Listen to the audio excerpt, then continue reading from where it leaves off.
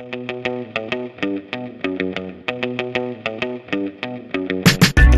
morning, how are you? Thank you, good. You? I'm not bad at all, thank you. Can I just check, I mean, obviously a huge game coming up on Sunday. How is everybody physically, I guess, and mentally, because it's going to be a big test? When I met them last time, so they were on a good moment. They were good. And I assume that's still the case. So physically should be fine, mentally should be fine. We won the last game, so why shouldn't we? Yeah, I would say nothing to moan about. Injury-wise, anybody likely to reappear? No problems for midweek? We had little nicks in there. Across the hand. No, it should be. The last, how I said, the last message I got, and it's now early. I didn't see them this morning, and a lot of things can happen overnight.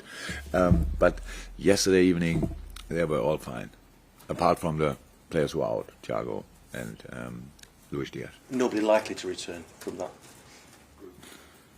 Joe is obviously, I think, closer, but not close enough. It's a huge game, not just in England, but globally. Have you got to try and focus very much on the fact that you're after that top four position and take the emotion and the adrenaline out of the occasion for your players, or is that something you have to feed off? Well, without emotions, it would be a sad event, to be honest. I don't think we should try that. Why should we? But it's always about football, and in football you need emotions, but you need all your other skills as well. And so it's not our first derby. Maybe for one or two players, but even for them it's not a first derby. Maybe just against United. So no, we are okay, and I always was always looking forward to this game. It's the game. United is quite a big club as well, and so always when we face them, it's massive. And in the last few years, we did quite well, but we know that they are so far play a much better season than us. But that means nothing. How we all experienced in the last 3 years when we played better seasons than Man United. That doesn't mean you just win the game. It just means you have more points. But that's not relevant for this game. It's just that you make sure that you are really ready for it, and that's what we try to be. They're chasing the 4 trophies, which of course you were doing same time last season. Does that help you or hinder you? How could that help or hinder? I don't know. Their approach, they're obviously, they've come off the back of a... I'm not sure that they really do that, but I know the situation that you constantly get asked for it. It's you just want to focus on the next game, and that's in their case. They won the League Cup final, which is a wonderful feeling. But then you realize you have no time to celebrate. You play pretty much a few days later, so you have to be ready again and again and again. No, that's nothing to do with us. How I said, they do really well this year, and they are where they are. They turned into a result machine. They squeeze results out. They have really good performances, top football, and if it's not going that well, they still get results. So that's why you are there. They are fully. Everybody knows it. They are fully in the fight for winning the league. But again, not really important for tomorrow, for Sunday, because we are there as well, and we try to be at our best. And finally, from me, can I just ask you about your role in a lovely little story after the game in midweek involving Trent and the young fan and his shirt? I think you spotted the young fan in the crowd and directed Trent in his direction. Just shows you that nice bond between the players and the supporters. Yeah, it shows, but I would like to make a massive story of it. But the thing is, that's not the first time things like this happen. It's just the first time probably that the camera was on us. So boys very often give shirts to specific supporters, and how it is in life when 10 want the shirt and you have only one, then you make 9 people very unhappy and one person very happy, and that's unfortunately our life in a lot of moments. This time I heard about it, that somebody spotted it, but that's not the first time. I don't know how often I showed Mo. And because his name is quite frequently, somebody pulls it up. It all depends to your own mood, to be honest, that you see these kind of things. After we lost the game, I don't think I ever did something like that, because you just are with your thoughts somewhere else. But when you won a game and you feel good, then eyes are flying, and then you can see these kind of things, and you tell in this case now Trent, who would have done it if he'd seen it as himself. Definitely, and so that's why a really normal thing. And I saw the reaction, I think, of the boy. He liked it, obviously, and so that's the most important. You made his season. Yeah, that's good. That's good. At least his. Jurgen, you've already spoken about it being a big game and players relishing it, and obviously the Anfield factor. How much do you relish these occasions and the challenge as a manager of pitting your wits against somebody doing equally well? A lot, actually. That's what I enjoy most. I think I mentioned it plenty of times because everybody knows it anyway. So there are so many things that are much more important than football in life. But in around these football games, we all pull ourselves out a little bit out of this sometimes not so nice reality and dig into this game. And I really like that. That's when football is the most important thing for these 95, 98 minutes, whatever. I love that. And yeah, you're right. Obviously, the whole world will watch it. And I would watch it if I'm not here. So that's a big game, and I'm really looking forward to it. In terms of the challenges that United face, a lot's been written, a lot's been said about the form of Marcus Rashford since the World Cup. As the opposing manager, what sort of problems does he pose for you in preparing for obviously what he brings to the field? First of all, it's difficult I would say pretty much impossible to be happy about something positive at Man United when you are the Liverpool manager. I'm here for 7.5 years, so it's not that I watch them and hope they win or whatever. But to be honest, I'm really happy for Rashford because he had a very difficult last year where he obviously was not performing on the level he's able to perform. And I knew this will change again, but sometimes in life you don't have enough time to change it. But here he was, and now he's playing incredible. So his speed, his technique, the mix-up of everything, how calm he is now in front of the goal. He scores worldies, he scores the simple ones, he's there, he has to put his head in, all these kind of things. So that means, again, we played obviously before against world-class offensive players, and if you try to do that in a 1-1 situation, then you will always be on the wrong end of it. So we have to defend that collectively. It's not the only decisive player, so they have pretty much like Fernandes' movements are really smart, where he shows up, where he is surprisingly, all of a sudden he's there or there, and Casemiro obviously linking up all the stuff there. Whoever's playing next to Casemiro will be a good footballer, Fred, Sabitzer, McTominay, whatever. Obviously Eriksen is a miss because he played a really good season until then, and then the last line, altogether the defending, the man marking, the man orientated way they defend makes it really physical. And then the counter-attacks and the other winger, whoever it will be, Nacho, Sancho, and up front the Dutch fella, really physical, and these guys, it's a good setup. It's obviously not a team built for the next 20 years because of the players they signed. It's for now, but now they are really good. Thank you. Jurgen, you've spoken a lot about Manchester United, but as far as Liverpool is concerned, you've got a good set of results going into this. Momentum obviously changing, confidence obviously coming back as well. And you've spoken a lot about what's achievable. The fact top four is achievable. It gives that sort of clarity to give, as you've spoken about in recent weeks, about giving everything that you have to achieve that. First of all, I usually don't speak about them, so that's only when somebody asks me. It doesn't happen too often. It's not on my free will. Yeah, you're right.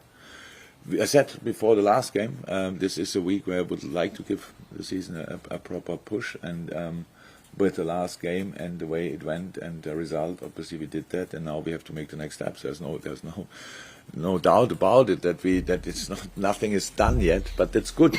It's good for us. So yes, we have strong opponents, United, others will come, we have to go to other places and these kind of things. But we all know in football everything is possible, so we just have to make sure that we are always 100% ready, and that we want it this little bit more than the other guys, and that we use in home game moments our crowd and in the right manner, and that we really go for it. And there's so much things are possible.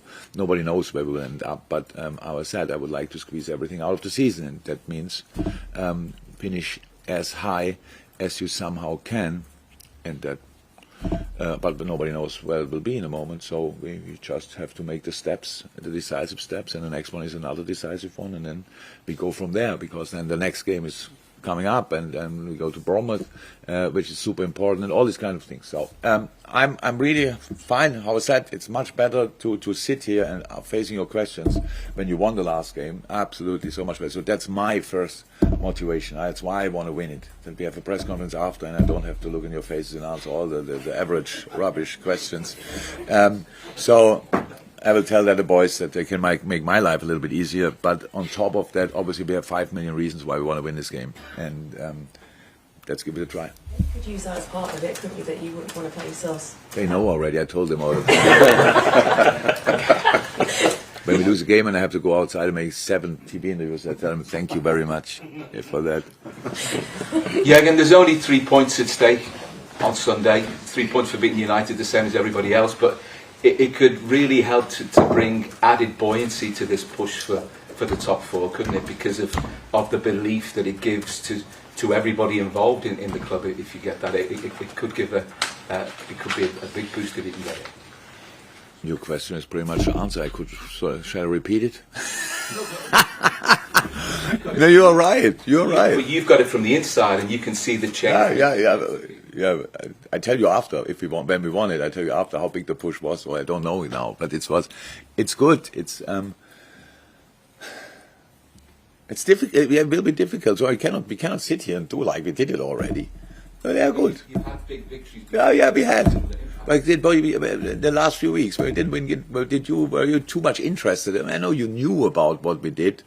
We can talk about. Thank God nobody talks about the results we had against them last year. But when we lost then in the season, the first game, nobody was interested at all how we played there last year. That's how it is. So yes, they play a better season than us so far. But thank God, that means absolutely nothing for the game on Sunday. So, and we have our own targets, yes, and it would be a boost, 100%. But it would, today and tomorrow and on Sunday, most important, we have to make sure that we really show that it's still incredibly difficult to play against us. Because when we played there, it looked incredibly difficult to play against them. But we have to make sure that they realize, again, it's really not a joy to face them, in this case us. Have you been surprised at how Erik ten Hag has so rapidly changed Manchester United round? I didn't think too much about it, to be honest. Surprised? Probably not. When you go through the team, how could they not be good? You tell me now one player where you think, oh, what is he doing there? So they're really experienced. They have quality, and a good way of play. So, and a new way to defend. I think that the difference between what they did in the last years and what they did now, what they are doing now, and defensively is a massive difference, because it's properly man-orientated, and then with the ball, just quality and a good idea. Yeah, it's a good idea, and but super experienced players came in, like Eriksen and Casemiro. That's like they were all over the world, especially Casemiro, everywhere successful. I think everybody knew how good a player Eriksen is.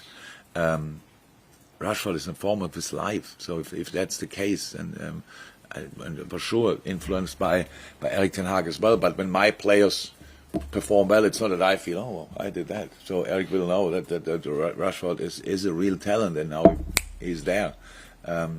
Sancho went through a difficult spell, so it's a really good team. How could they not be successful? To be honest, but again, they have to play us, and I would like to show that that's different in a positive way for us. But At the back. says his full name. Yeah, probably is now. United are probably at their strongest they've been since you've been in the job here. Do you realize that I don't want to talk about them, but that they constantly get asked about it? I know. Just sorry, Carl at the back. They are the opposition on Sunday. Yeah, they're the strongest they've been since you've been here. I'm just wondering, does that, considering the history between the two clubs and what you said about you can't be happy about things being good at United, but does that make the rivalry better in a way? They're now more competitive because you beat them. Yeah, great. United is doing well. Oh. No, but I didn't miss them. I'm not sure if they're the best. I think on the Jose they were second, weren't they?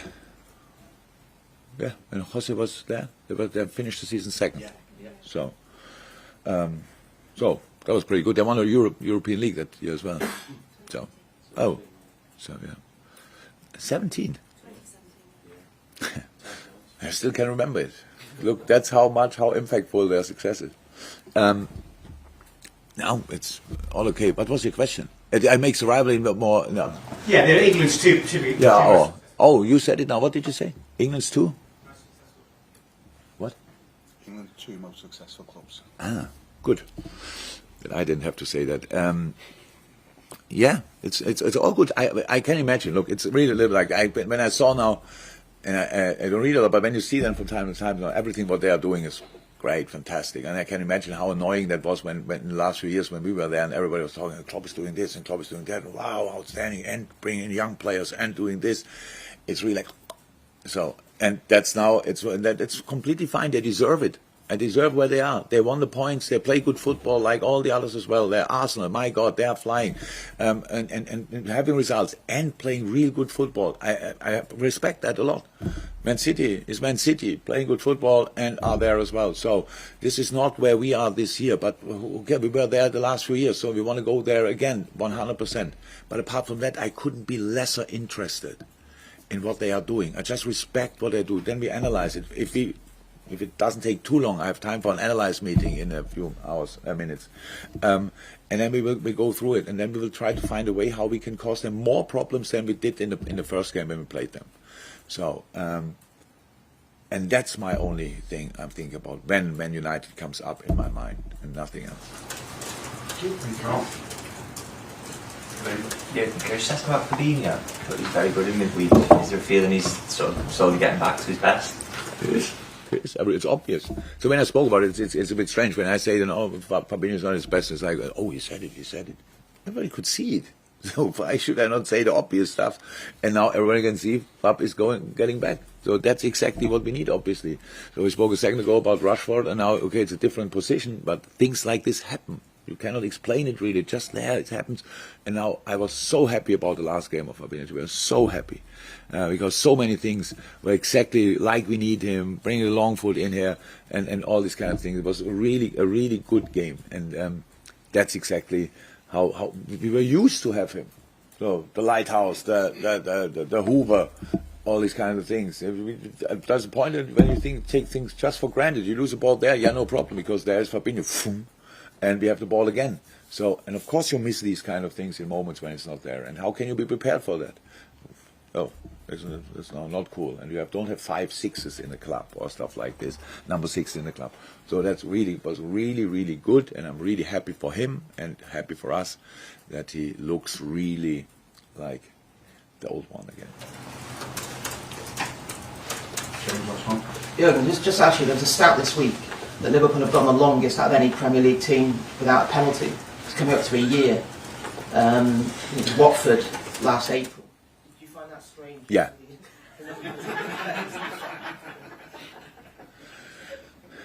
So with all the, I'm not sure we spoke about it. I spoke to somebody else about it, but with all the bad stats we have this year, until last week or 2 weeks ago, we still have second most possession, second most shots on goal, second most